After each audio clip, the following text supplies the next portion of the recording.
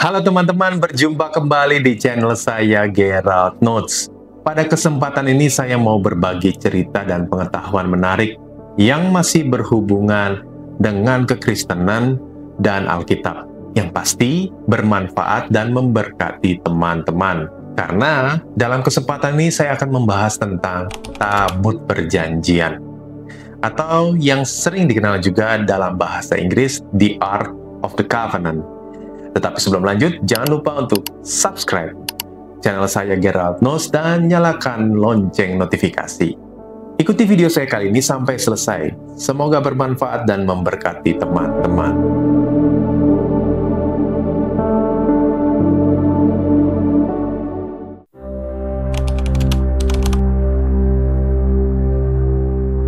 Buat teman-teman seiman, mungkin ada yang sudah pernah mendengar tentang tabut perjanjian, tapi mungkin ada juga yang belum pernah. Kalau teman-teman membaca Alkitab Perjanjian Lama, khususnya dari kitab Keluaran pasal ke-25, maka teman-teman akan menemukan kisah ketika Tuhan memerintahkan bangsa Israel untuk membuat tabut perjanjian. Tabut perjanjian ini nantinya akan ditempatkan di dalam kemah suci atau bait Allah. Lebih spesifiknya, tempatnya di dalam sebuah ruangan yang bernama Ruang Maha Kudus. Lebih lanjut, ketika bangsa Israel berada di padang gurun selama 40 tahun, yakni setelah keluar dari Mesir dan sebelum masuk ke tanah perjanjian, tabut perjanjian ini akan berjalan lebih dahulu dari rombongan seluruh bangsa Israel dan akan berada di dalam medan pertempuran ketika bangsa Israel harus maju berperang, termasuk dalam sebuah kisah runtuhnya tembok kota Yeriko. Dan ada kisah-kisah tentang tabut perjanjian yang lain di dalam Alkitab. Sedikit trivia, kalau teman-teman tahu tokoh fiksi yang bernama Indiana Jones, di dalam salah satu filmnya, yaitu Indiana Jones and the Raiders of the Lost Ark, ceritanya berkaitan dengan tabut perjanjian ini. Dalam video ini saya akan coba berbagi soal tabut perjanjian kepada teman-teman, tetapi berdasarkan Alkitab.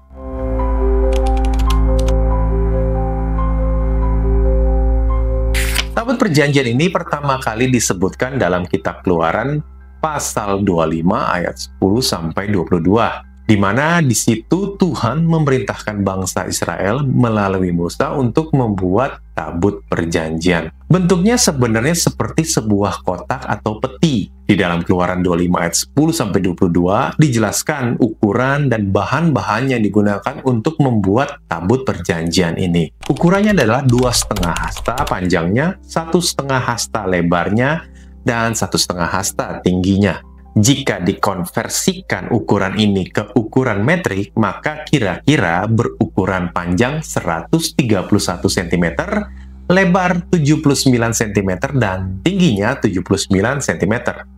Bahan dasar pembuatan tabut ini adalah kayu penaga, atau yang dikenal juga dengan nama akasia. Dan seluruh permukaannya dilapisi dengan emas murni.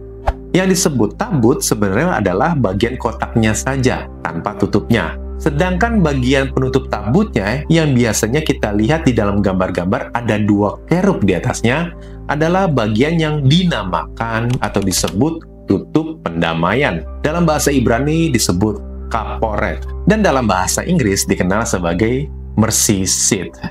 Dalam Alkitab, tabut perjanjian selalu disimpan dalam keadaan tertutup, di mana tutup pendamaian menutup kotak atau tabut tersebut. Hanya ada satu kisah yang menyebutkan tabut itu dibuka. Menurut Keluaran 25 ayat 16-22, ukuran tutup pendamaian ini sama dengan tabutnya, yaitu panjangnya 2,5 hasta atau 131 cm, dan lebarnya 1,5 hasta atau 79 cm, dan terbuat dari emas murni. Di atas tutup pendamaian terdapat 2 buah kerub. Dalam gambar-gambar ilustrasi, kerub ini tampak seperti malaikat yang bersayap. Lebih lanjut, kerub ini masing-masing diletakkan di ujung tutup pendamaian, saling berhadapan dan sayapnya menutupi permukaan penutup tersebut. Seluruh bagian termasuk kerub terbuat dari emas. Dalam Keluaran 25 ayat 22 tertulis, "Dan di sanalah aku, yaitu Tuhan, akan bertemu dengan engkau. Dan dari atas tutup pendamaian ini, dari antara kedua kerup yang di atas tabut hukum itu, aku akan berbicara dengan engkau tentang segala sesuatu yang akan kuperintahkan kepadamu untuk disampaikan kepada orang Israel." Nah, lebih lanjut juga, tabut ini diperlengkapi juga dengan 4 gelang emas di keempat sudutnya, yang fungsinya sebagai tempat melekatkan tongkat pengusung. Tongkat pengusung ini juga terbuat dari kayu akasia dan dilapisi emas, dan tidak boleh dilepas ketika sudah dipasang.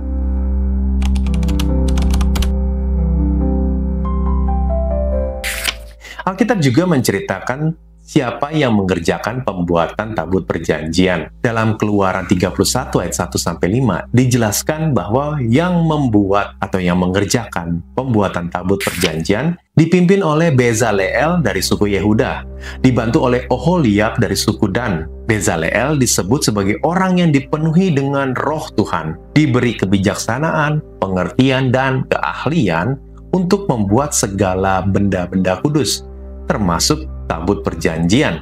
Pekerjaan pembuatan tabut perjanjian ini terjadi ketika bangsa Israel berada di Gunung Sinai, tidak lama setelah mereka menyeberangi Laut Merah dan menerima 10 firman dari Tuhan.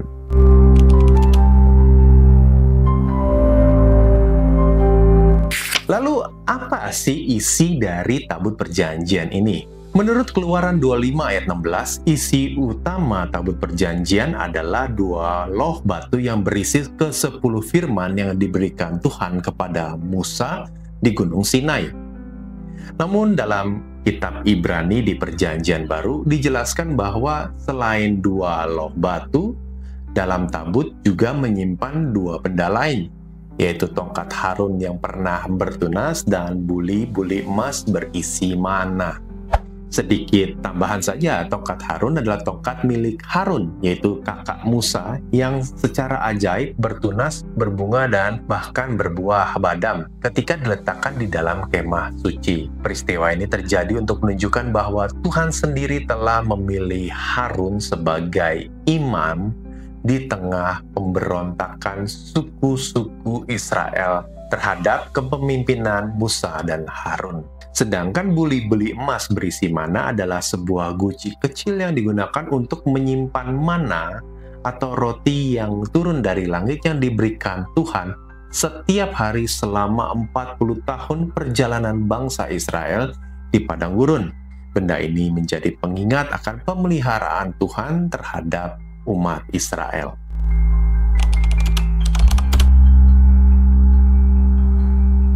Tabut perjanjian memiliki peran yang sangat penting dalam ritual-ritual keagamaan bangsa Israel, terutama pada hari raya pendamaian atau istilahnya Yom Kippur. Pada hari Yom Kippur inilah imam besar memasuki ruang Maha Kudus, yaitu bagian yang paling dalam dari kemah suci atau bait Allah, di tempat di mana tabut perjanjian berada. Yang menarik juga, hanya imam besar yang diizinkan masuk ke ruang Maha Kudus, dan itu pun hanya 1 kali dalam 1 tahun pada hari raya pendamaian ini. Ia tidak bisa sembarangan masuk karena ruang Maha Kudus ini dianggap sebagai tempat kehadiran Tuhan yang Maha Kudus. Lebih lanjut, sebelum masuk, imam besar harus melalui proses penyucian yang sangat ketat. Nah, sedikit tambahan, siapa sih sebenarnya imam besar ini? Imam besar adalah pemimpin rohani tertinggi bangsa Israel dan berasal dari keturunan Harun, saudara atau kakak Musa. Hanya keturunan Harun yang boleh menjabat sebagai imam besar. Dalam kesehariannya, imam besar menjalankan berbagai tugas keimaman, tetapi hanya sekali setahun ia masuk ke ruang Maha Kudus ke hadapan tabut perjanjian untuk mempersembahkan korban bagi bangsa Israel.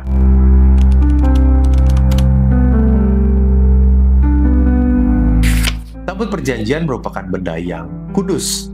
Karena itu penempatannya juga tidak sembarangan Dalam Keluaran 26 ayat 33-34 dijelaskan bahwa tabut perjanjian ini harus diletakkan di ruang Maha Kudus, bagian yang paling dalam dari kemah suci atau bait Allah. Dan antara ruang Maha Kudus dan ruang kudus dipisahkan oleh sebuah tabir. Ketika bangsa Israel dalam perjalanan menuju tanah perjanjian dan harus berpindah-pindah tempat, tabut perjanjian juga harus ikut dipindahkan. Nah, proses pengangkutannya juga memiliki aturan yang sangat ketat. Tabut perjanjian tidak boleh diangkut menggunakan kendaraan seperti gerobak atau kereta. Tabut perjanjian harus diusung dengan cara dipanggul menggunakan tongkat kayu akasia yang dilapisi emas yang dimasukkan ke dalam tempat gelang emas di sisi tabut. Dan tidak sembarang orang boleh menyentuh atau mengusung tabut ini. Tugas ini hanya boleh dilakukan oleh keturunan Kehat, salah satu cabang dari suku Lewi, yang memang dikhususkan untuk pelayanan di kemah suci atau bait Allah. Ketika tabut perjanjian hendak dipindahkan, para imam harus terlebih dahulu menutupinya dengan tabir sebelum dibawa keluar.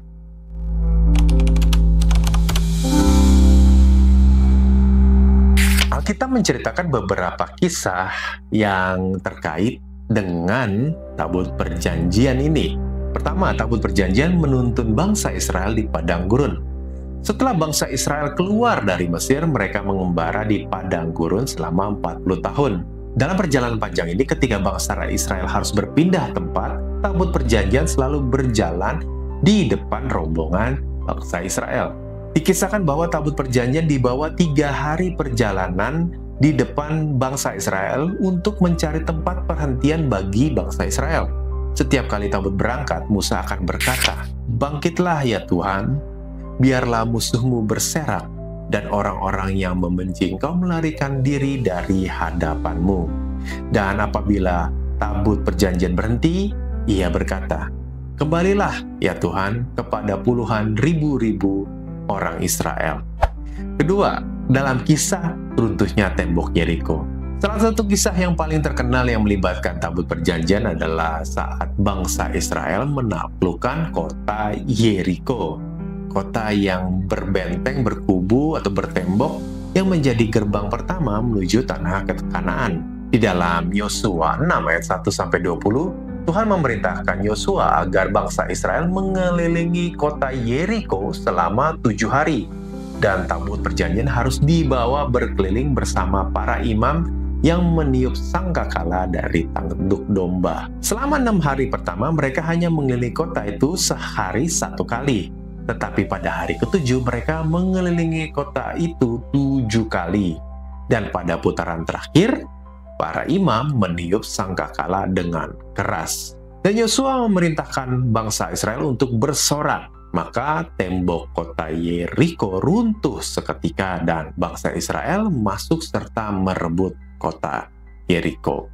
Berikutnya, cerita menyeberangi Sungai Yordan. Sebelum mencapai Yeriko, bangsa Israel harus terlebih dahulu menyeberangi Sungai Yordan. Pada saat itu, sungai sedang meluap karena musim panen. Dan secara alami tidak mungkin diseberangi oleh bangsa yang besar jumlahnya. Tetapi kisahnya di dalam Yosua 3 ayat 1-17, Tuhan memberikan instruksi agar para imam yang mengusung tabut perjanjian maju terlebih dahulu dan masuk ke dalam air. Ketika kaki para imam menyentuh tepi sungai, air berhenti sangat jauh di hulu, sementara di hilir air mengalir habis menuju Laut Mati. Dengan demikian, bangsa Israel dapat menyeberang di tanah yang kering. Nah teman-teman, inilah yang bisa saya bagikan tentang tabut perjanjian. Semoga apa yang saya bagikan kali ini bisa menambah wawasan teman-teman dan memperkaya pemahaman tentang kisah-kisah di dalam Alkitab. Silakan tinggalkan komentar di dalam kolom komentar. Atau jika ada pertanyaan atau topik lain yang ingin dibahas di dalam video selanjutnya, silakan tinggalkan dalam kolom komentar. Dan tentu saja jangan lupa untuk subscribe channel saya Gerald Notes. Aktifkan juga lonceng notifikasinya supaya nggak ketinggalan video-video menarik dan yang memberkati yang lain. Terima kasih telah menyaksikan video saya kali ini. Sampai jumpa di dalam video saya yang lain. Tuhan Yesus memberkati. Shalom.